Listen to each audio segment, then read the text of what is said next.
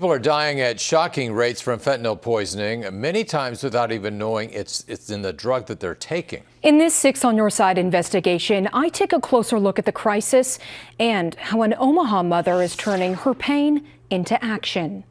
A glowing white tree. We call it Zach's angel tree. Illuminates Christy Wishnack's Omaha living room each Christmas. Zachary was a huge Kansas City Chiefs fan before the Kansas City Chiefs were cool. It's a way to remember her angel, the oldest of her 6 children, Zach. It's got all 6 of the kids on there, and it says the love between a brother and sister, and so that's really special. Christmas time of 2019, their world unraveled when 28-year-old Zach went to visit his grandmother in Springfield, Missouri. He battled addiction off and on, probably since his late teen years. He actually had been doing really well. He'd been sober for a little over a year, so it came quite as a surprise to us. Zach bought drugs, not knowing they were laced with fentanyl. He definitely did not know that it was fentanyl. He would have never in a million years done that in my mom's house for my mother to find him. They were best friends. He loved my mom, and sorry. Zach had overdosed. He was on life support for 6 days before he was actually declared brain dead, and then we had to turn the life support off.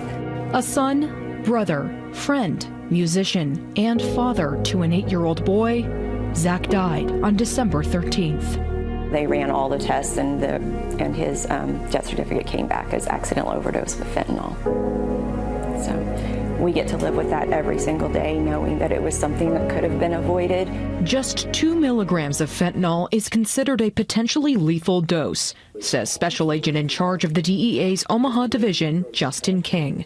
Now we're seeing a drug that is on the street that is somebody can just take 1 pill and it can kill them. DEA stats show last year in the U.S., 110,000 people died of a drug overdose, with fentanyl accounting for nearly 70% of those deaths. King says the main source of these fake pills are 2 cartels out of Mexico. What they're doing is they're wanting to make money. They want to expand their customer base, and they will do anything they can to push that product out, and they market that product. These sales aren't just happening on the streets, but increasingly through social media or other apps, with product being delivered not just through the interstate system or trains, but parcels. In Omaha, King says a task force investigates every overdose death to go after sellers, with increasing success. But he says it's also key to educate people. I feel like sometimes when I tell people that my child died of overdose, I get this weird look because there's this stigma to it that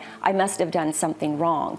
Or, it's only somebody that has a substance abuse problem, and that's just not the case. Wishnack is trying to spread that message on the pageant stage. She recently won the Queen of the World Elite USA title while representing the state of Nebraska. Next year, she'll compete for the international title, advocating not only for fentanyl awareness and Narcan, an overdose reversing medicine, but also for organ donation. This is video of Zach's honor walk as he went into the operating room. His kidney, liver, lungs, and heart saving 4 other men's lives. To know that we gave that Christmas miracle to other families so they get to enjoy their kids and their wives and their families is just a little bit of hope that the holidays gives back to us now every year. Beneath his urn, Zach's stocking still hangs each Christmas. A reminder for Wishnack to keep fighting the fentanyl crisis for her son. The worst part is it's one time, and you don't get the second chance.